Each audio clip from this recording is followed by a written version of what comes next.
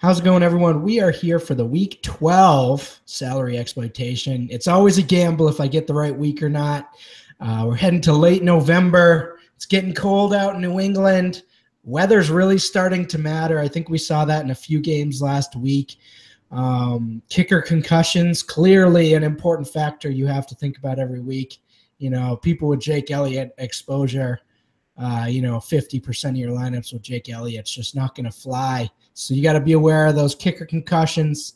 Overall, though, I think things are, again, I said this after last week. I mean, not all the right plays hit, but I think for the most part, we're seeing things make sense. Patriots are back to just annihilating people on both ends of the ball. I mean, what's your take here? Yeah, I mean, we're starting to kind of see some – you were mentioning you were kind of waiting for the Chiefs implosion, and you said that was going to happen against Denver a couple of weeks ago. It happened this week. Yeah. I mean, that was one of the weirder weather games you mentioned. Like, you know, that definitely kind of affected a little bit of things, but not too much. I mean, Travis Kelce still got his. Yeah, I mean, I think the only surprising thing for me was kind of seeing Washington roll into New Orleans and put up 30-plus points, although – blowing it was kind of Washington-like. Very Washington game. They clearly controlled the pace because they're the only one that can have that like anxious game flow is how I would describe it, where it's like, oh my God, what's going to happen? And everyone's like panicking. And Kirk Cousins is always like hurrying up and like tossing these crazy passes, and they somehow work out sometimes. And it's just chaos whenever they're in a game, but they're a good team. And Kirk Cousins has shown a lot to me this year with certainly less than, weapons. So Josh Doctson emerging, Jamison Crowder certainly playing well. I loved the Kobe Fleener shout out from Drew Brees, at the end of the game there, though. That was my favorite part of that game. Nothing says like a random week like Kobe Fleener getting 95 yards. Oh, man. But week 12, I think we're all sort of headed in similar directions with some of these values. Sort of things are solidifying. There's not as many values as early in the year, but I think we're all going to take a peek at Tennessee this week against Indy. We're all going to be looking at Seattle against San Francisco this week. There's a few others, but again, I think with things making more sense and solidifying, the prices are going to be tougher to find. I guess let's jump into quarterback. What are you looking at in terms of values? I think values, like you said, that Tennessee-Indianapolis game stands out. Like Marcus Mariota, fairly cheap on all three sites. Like he's only 7,800 on FanDuel, 63 on DK, and 31 on Yahoo. Like pretty good spot here, obviously. He's on the road against Indy, obviously a defense that we can attack. They really haven't been bad, but their offense puts them in bad situations at times. I just think he's kind of too cheap in this one. And when you look at, we obviously haven't seen a ton of Mariota upside this year. Has not crossed over 20 FanDuel points this season. Hasn't crossed over 3 touchdowns in the game. I guess it's kind of concerning heading into week 12 where we have a pretty good sample size of Mariota basically not showing upside, but I'm willing to go to him this week because I don't like a ton of guys in this mid-range. I think he's kind of my standout option so far. And we might as well talk about it now. You threw Corey Davis and Delaney Walker out there as value plays. Let's just talk about that game in general. I think when you look at the Titans, they've had a tough schedule this year, and they haven't had many places to sort of exploit them. And then we had that stretch where Mariota was hurt. It's a really tough game to figure whether they've just had tough matchups this year or they've kind of been less than. I kind of lean on this is a great breakout game for them, but I have a feeling the ownership, is going to be there. So that's the only other issue. It's like, all right, yeah, this is a breakout week. But instead of maybe going all in, I might not go all in. And let's talk about Corey Davis. So top 5 overall pick, really productive in college. Hasn't looked that great. Has kind of been dealing with injuries for most of his, young career. Pretty cheap across the sites, kind of that guy we've been looking at the past few weeks to emerge, and be that value guy for us. Hasn't gotten above 5, FanDuel points. Has been getting the targets though. So are you in?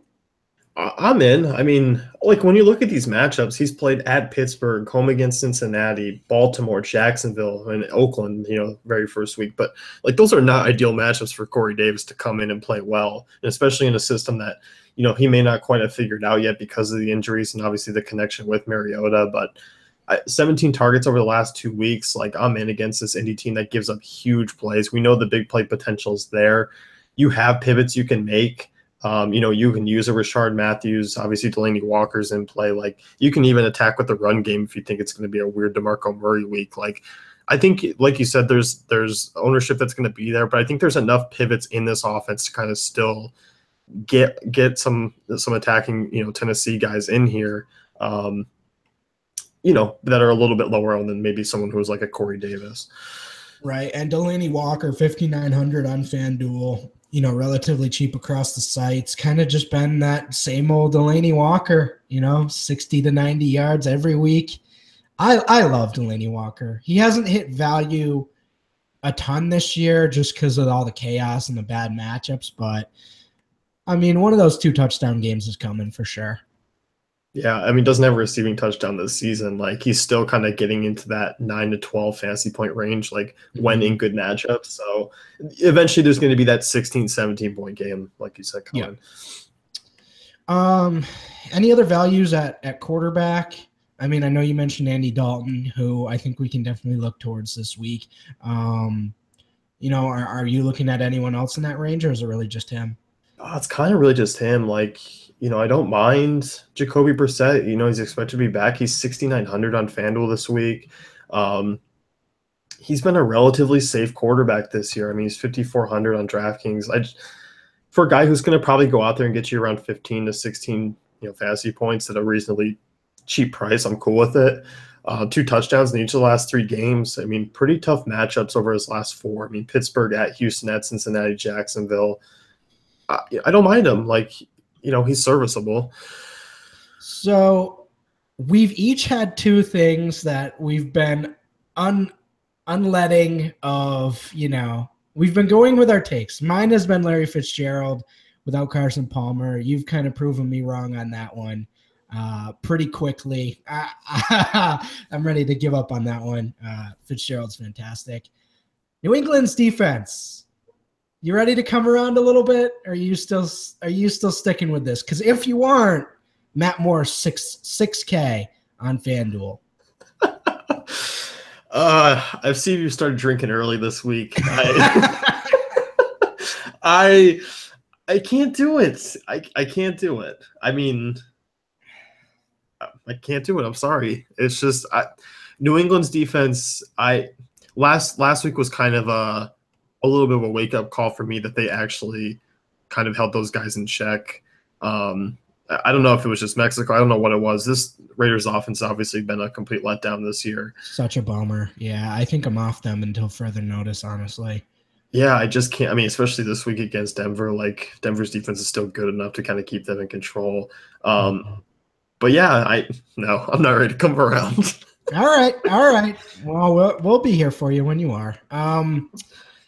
So running back, Kareem Hunt, 7,700, kind of going to be a big talking point this week. Getting the touches, but it seems like he's getting a lot more attention from opposing defenses now. But if there was a matchup, I mean, I feel like I kind of said this last week and it didn't really pull through for me. But, if there was a matchup, this Buffalo team's just leaking. If Melvin had gotten, he got 20 work.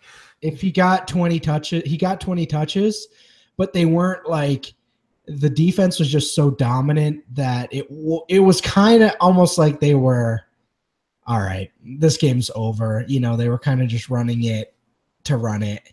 He did have those 2 nice 20-yard runs, but for the most part, and then Eckler took over. So, I mean, the Bills have just been gashed the past few weeks. So talk about Hunt. I mean, you were talking to me like you're not as high on Hunt this week. I'm coming in willing to basically put the last few aside. Um, his Chiefs team is tough to figure out. Like, I didn't think really Hunt got the touches last week, and then when it all comes down to it, I mean, he did get over 20 touches and just didn't seem like that. Um, he's not getting the high efficient targets that he was earlier in the year. Like you said, teams are just kind of focusing on him a little bit more. When you look at things, though, I mean, 7,700 on FanDuel, like where his price is now at, I think you still have to look at him because even if he gets 80 yards, he needs the touchdown at this point. Like the not getting the touchdowns is really killing him. I can't see he's going to be contrarian this week, but I can't see that he's going to be overowned because I think Kamara and Ingram are just right there and they're going to be, targeted heavily. But the problem is there's not a ton of great value below Hunt this week. So I think it is going to be a pay up, option at running back. Yeah, I mean, I expect him to be pretty popular on FanDuel. DraftKings and Yahoo, you can obviously make a different case. So I want to tell a funny story for a second. The last time I saw playing two running backs and a quarterback as a viable strategy was like 3-4 years ago when Andrew Luck was throwing 40 touchdowns and it was Ahmad Bradshaw and Trent Richardson like at the min, and you could just throw those guys in and get like Odell Beckham and Des Bryant and all the crazy things, and they would get like 25 points total. I mean, you can play both. People were winning GPPs playing both Ingram and Kamara with Brees, so pretty wild. In terms of values, you also mentioned Dion Lewis, who's been getting some nice goal line work and looks pretty fantastic. You like him? Yeah, I mean, he's definitely probably more of a DK play because I just don't feel the need to go to a 6,200 running back on FanDuel this week. We saw Rex Burkhead fumble pretty early in that game, and we always know when a player fumbles for Bill Belichick, it's usually not good. But, I mean, when you look at things like he's touchdown back-to-back weeks, he needs the touchdown to kind of really surpass value at a greater rate. But, 10, 14, 15, 13 rushing attempts over the last 4 games. This is kind of one of those things where I take the efficiency over the volume with Lewis because, like you said, this team is really clicking. But we're also back to New England being clicking in a way where it's tough to peg for fantasy. We talked about Brandon Cooks this past week, but we like Gronk. Gronk didn't get a lot of the looks. Amendola did. Like, your best bet kind of at this point is like playing the naked Brady and then just taking it as it comes because really, I mean, trying to figure out these weapons is going to be tough, but Lewis is probably going to be the guy that's going forward. Like, I don't see Gillislee or Burkhead making too much noise. Absolutely. Carlos Hyde, you mentioned. Seattle's defense going to be really tough to figure because they are not, they lose Cam Chancellor, they lose Richard Sherman. Those are the guys, man. Those are the bases of that defense. And we've seen in previous years, when teams lose their best player, what it looks like. We saw a few years ago what it looks like when the 49ers lost Navarro Bowman.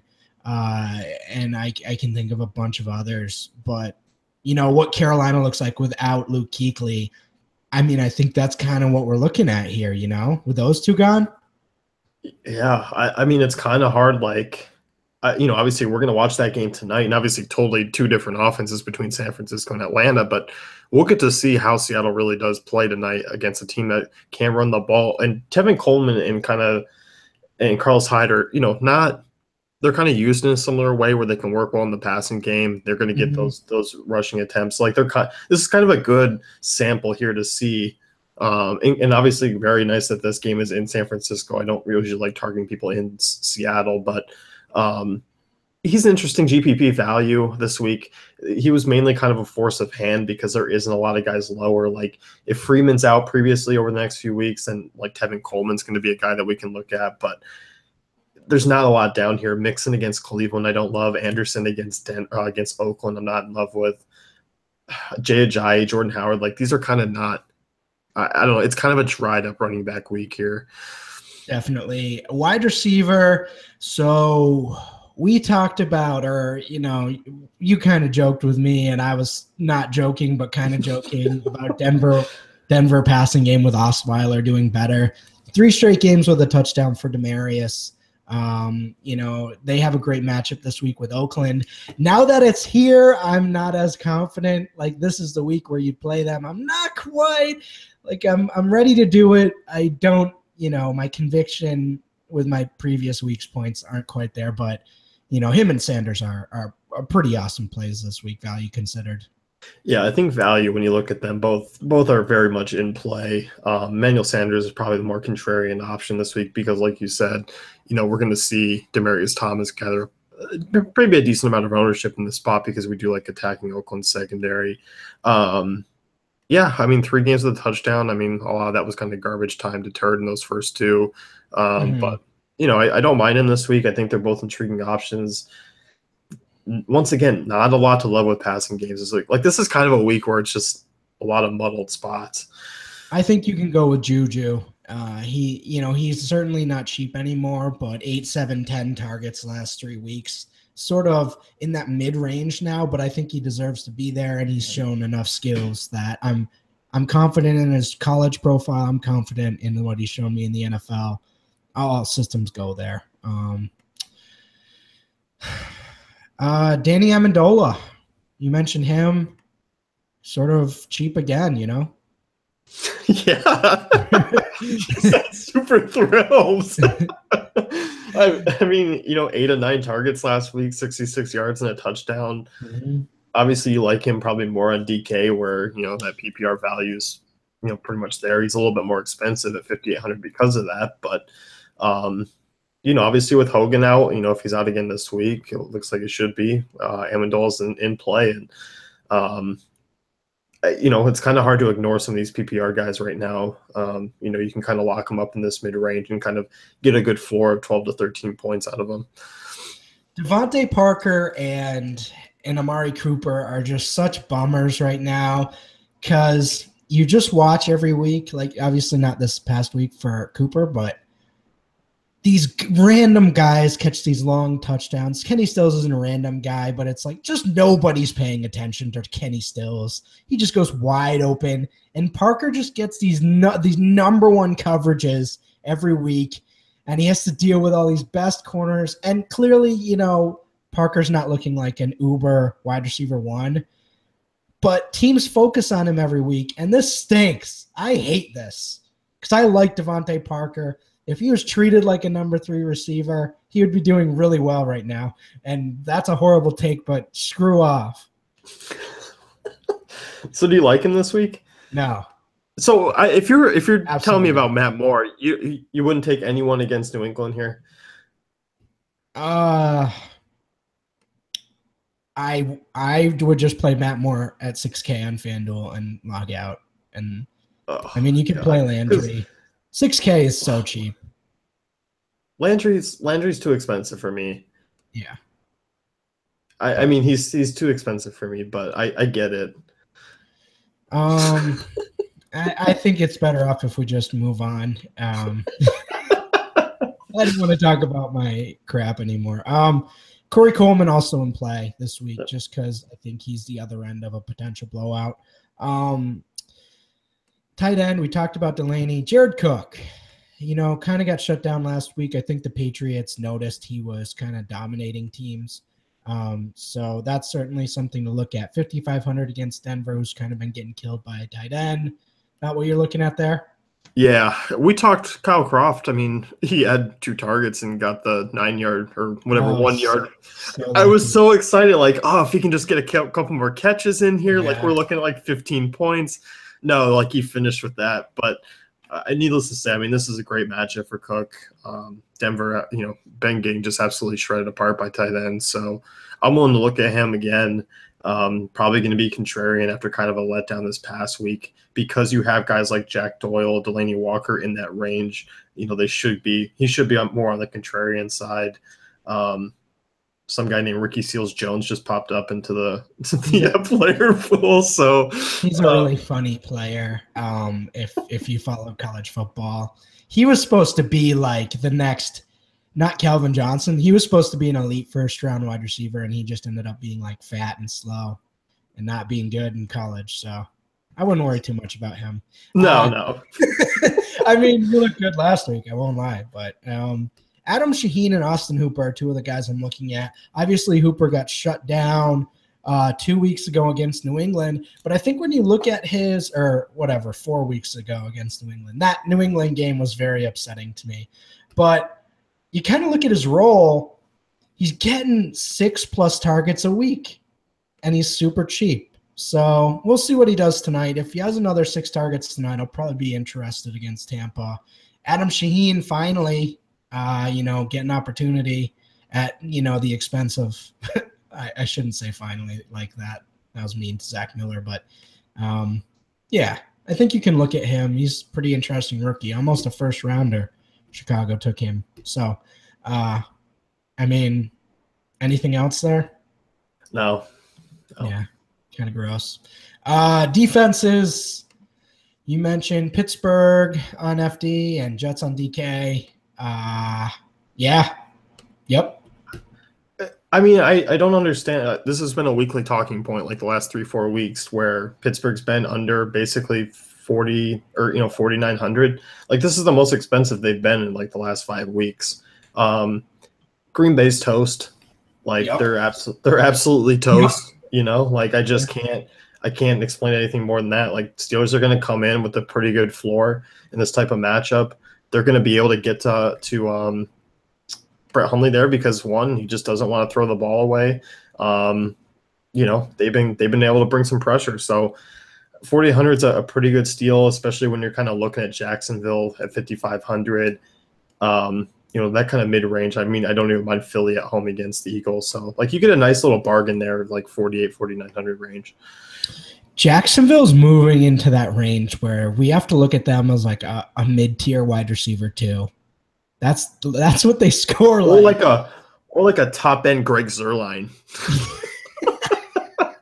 This is such a weird year.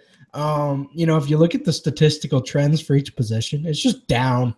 Every position is just down significantly. I